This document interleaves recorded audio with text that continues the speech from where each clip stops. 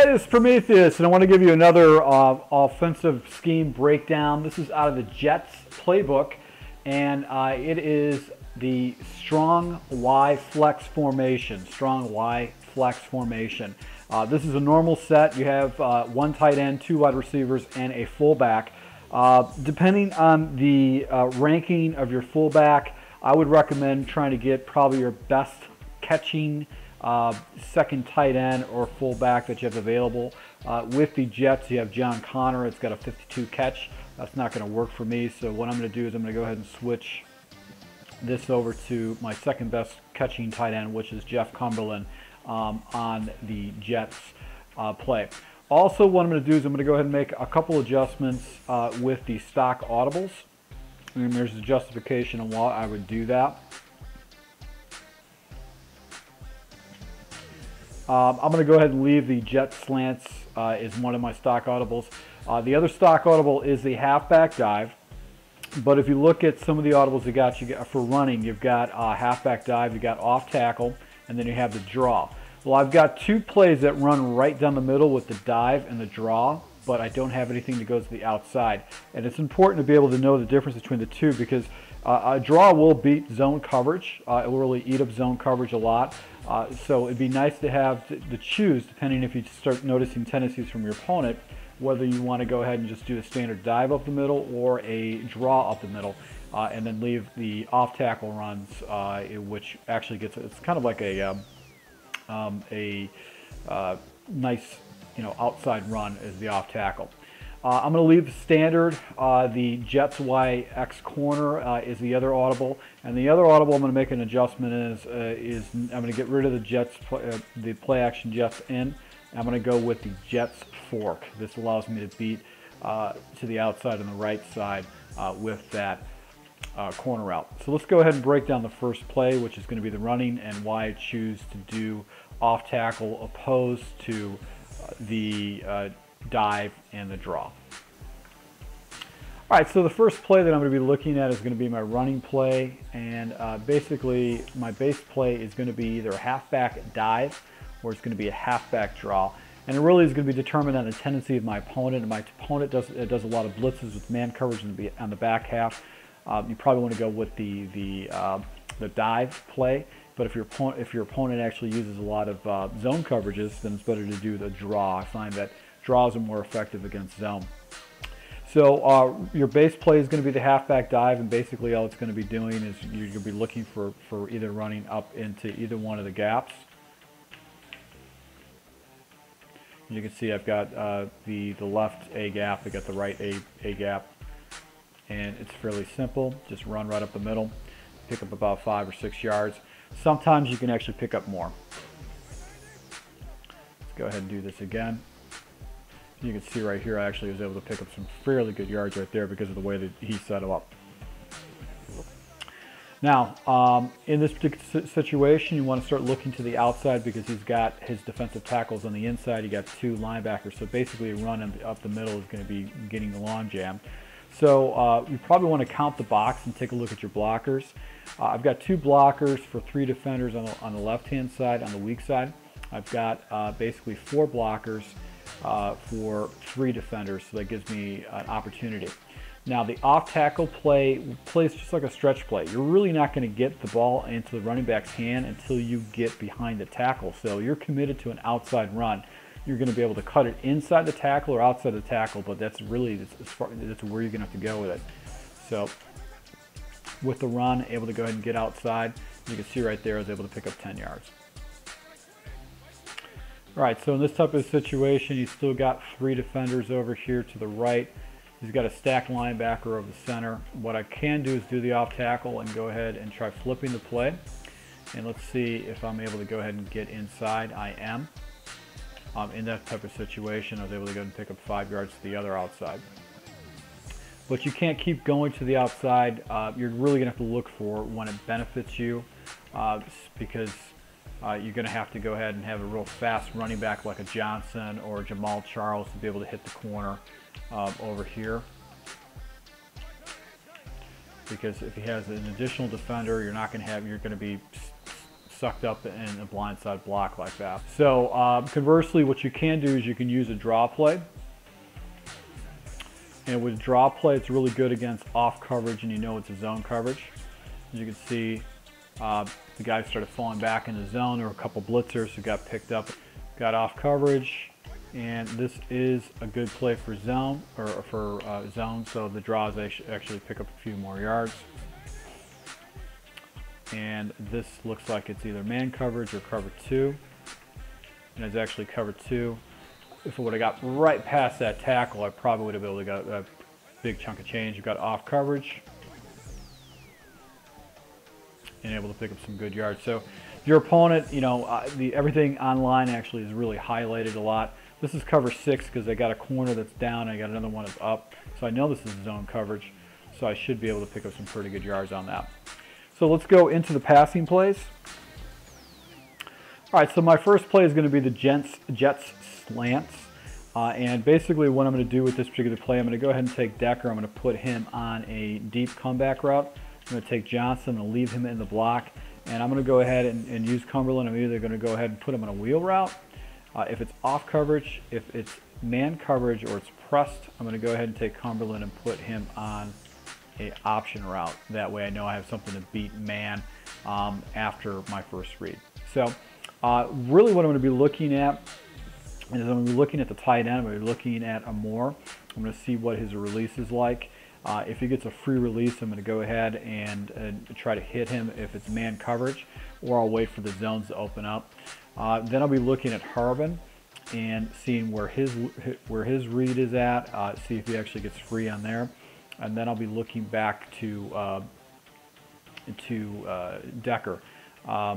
Conversely, you know, I can also go ahead and hit Cumberland in the flats if that's available. And if it's off coverage, I'm going to stay with the wheel. So let's go ahead and see what happens with Amore. As you can see, it was a blitz right there, able to go ahead and pick up a good 9 yards.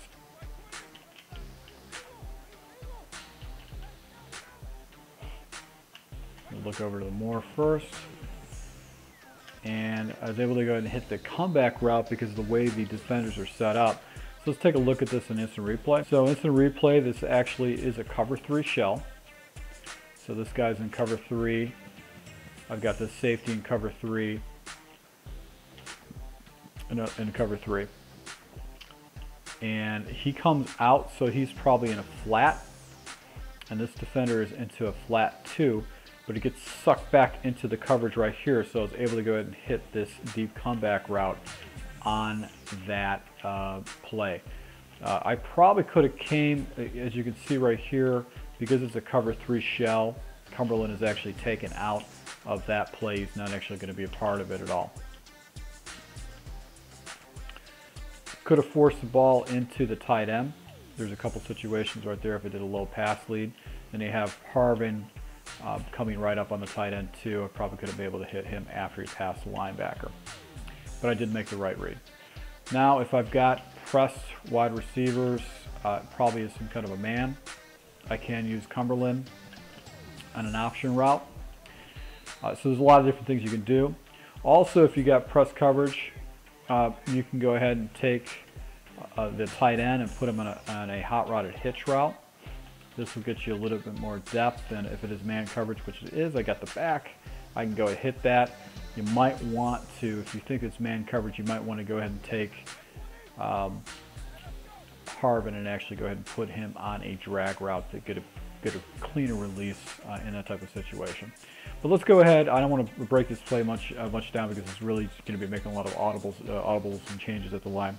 Let's take a look at the other two plays. All right, so the first play is going to be the Jets X corner, and basically I'm going to make the following adjustments in reads. My reader is going to be, once again, is going to be the tight end, and all I'm really going to do is go ahead and take Romero and put him on a drag route. I'm going to go ahead and take Cumberland. I'm going to put him on a option route, and I'm going to make the following reads. I'm going to look at Amiro.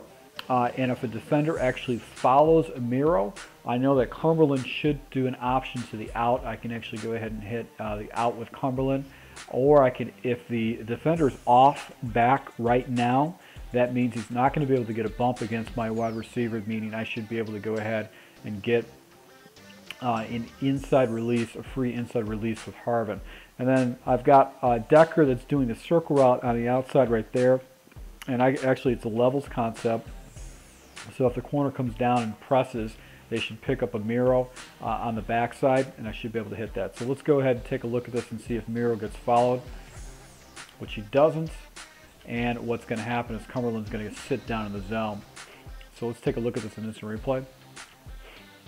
So as you can see right here, there's a cover 3 shell. I've got an inside blitzer, and I've got 2 yellows, actually 3 yellows, all inside reads. And as you can see, Cumberland is wide open right in the center of those zones. And I was able to go ahead and check that down and pick up a good 12 yards on that play. This defender is actually taking away that in route. I could have probably, if I would have waited, I probably could have hit Cumberland over the middle right there, and obviously the circle route would have been wide open too. But I always take my dink and dunks if it's going to give me, especially if it's going to give me 10 yards.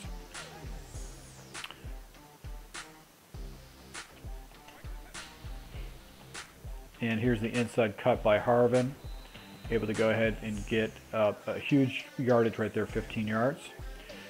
Now I've got press coverage. This probably looks like it's going to be a cover 2 shell. So with this, with cover 2, I'm probably going to be able to get a Miro over the middle, which actually happened right there. And actually Johnson came up and blocked for me on that. So as you can see, my defenders got, my players got pressed. This defender is actually going to take that dig route away from me. I could have probably went to either one of my check down plays, tight end, or I probably could have hit this zone right here with Cumberland because of the way the defenders are. The circle route probably would have been wide open too if I would have let this develop. Because the defender actually would probably have to come down and defend for the Miro coming over the middle.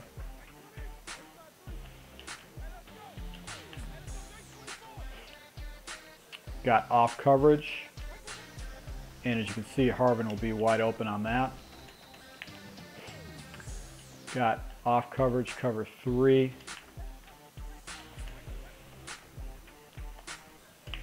And that was actually just man coverage, so I was able to go ahead and hit the drag route.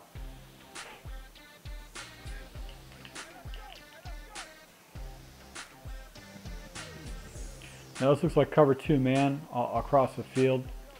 So what I could do is hit Decker on the outside right here. So Decker is going to get it on the man coverage, is going to get a free release and get outside, and able to go ahead and pick up a good 12 yards on that. You know, your tight end is actually going to get a free release, and then your option route is always going to blow up man coverage.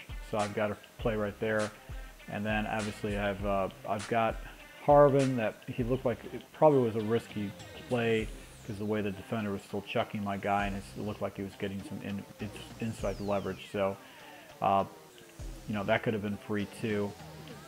I got that, but the smart read was to take the circle route on cover man on 2-man under. All right, so the last play that we're going to break down is going to be the Jets fork, basically I'm going to be able to hit both sides of the field with the route combinations that we have. The only adjustment I'm going to make is I'm going to go ahead and take Harvin. I'm going to take Harvin and put him on a slant route, so the play actually looks more like this. I'm going to really make my determinations on where I'm going to throw and where I'm going to concentrate on, based on whether it's going to be press coverage or if it's going to be coverage where it's off coverage. If it's off coverage, I can actually look to both sides of the field. If it's press coverage, I'm probably going to be looking more to the right side of the field. Off coverage, I'm going to look to Decker and see if I can actually go ahead and hit the ball. If a linebacker falls into Decker's area or a defensive end, I'll check down to Johnson. So let's go ahead and see that. Nobody falls in the area. I get the ball right to the wide receiver, but the wide receiver drops it. I'm going to go ahead and try that again. And you can see the defender actually got in the area. I was just trying to force it to Decker. So let's go ahead and just make my reads right there. Able to go ahead and pick up a good 10 yards right there, still forcing the ball in, but a defender actually comes in the area.